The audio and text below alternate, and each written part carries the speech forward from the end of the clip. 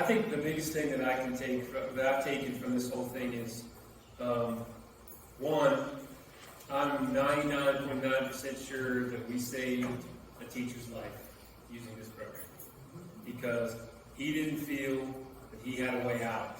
So he wrote it in this program. It came up as an alert, and those alerts were from adults coming to me.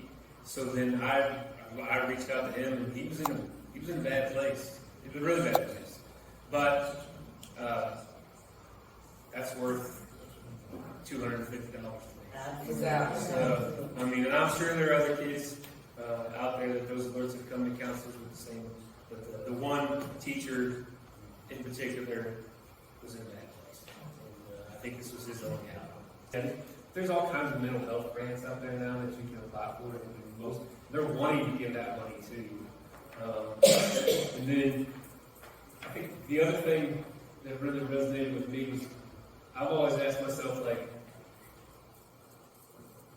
kids aren't going to learn unless they're not hungry, unless their basic needs are met at home. They're not going to learn. So then the next level to that is, I think, if they're not in the right place mentally, they're not going to learn. If they're thinking about mom getting the crap beat out of them during the day while they're at school, this is just an avenue for these kids a tool for them to use. Some kids are too proud. We had some naysayers, we had some parents, but mainly it was the kids, I think, who went home and said, listen, this is a tool for me, not for you, or not for dad, or mom, or grandma. It's for me. So I think that was the big thing. Sure, did we have our parents who said, you're not going to spy on my kids' lives, because maybe that's okay. We help the kids that we were allowed to help.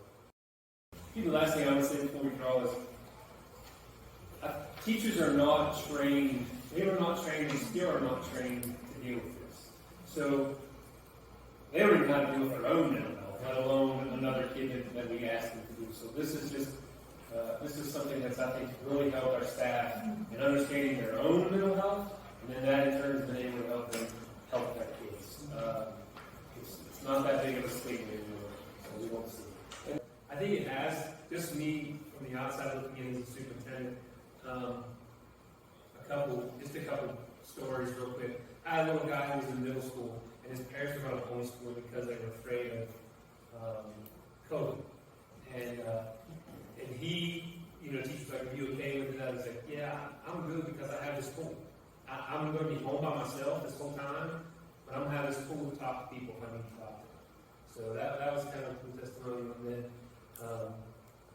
like they said, when we would get the warnings, I would get the staff warnings, and I can tell you for a fact that we saved one teacher's life this year, because I'm, if not 100% sure, 99.99% sure he was in a bad place and something bad was going to happen to him. And by then, he was too, some of us are proud, very proud, and you don't like to speak up about what's wrong or what's going on in your life, but he felt like by empathy, there was a filter between person and him, and it was this iPad.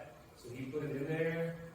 I called him. I was like, what's going on, man? And we talked through everything that was going on, and we got him some help. And I'm pretty sure we saved him all his life, which was, when I started as superintendent, the first thing I dealt with 3 years ago was student suicide. And I thought, this can't continue to happen. So we have to provide as many tools as possible to kids to make sure that this isn't a trend. And I think it has saved lives. I don't know, it's not necessarily just the program itself, but it's kids' ability to now know what they're feeling and being able to express what they're feeling to other people. And the other big thing is adults, even though they think they've got it all together, most of the time we don't all have it together. We all have issues. So this is an opportunity for our adults to deal with them.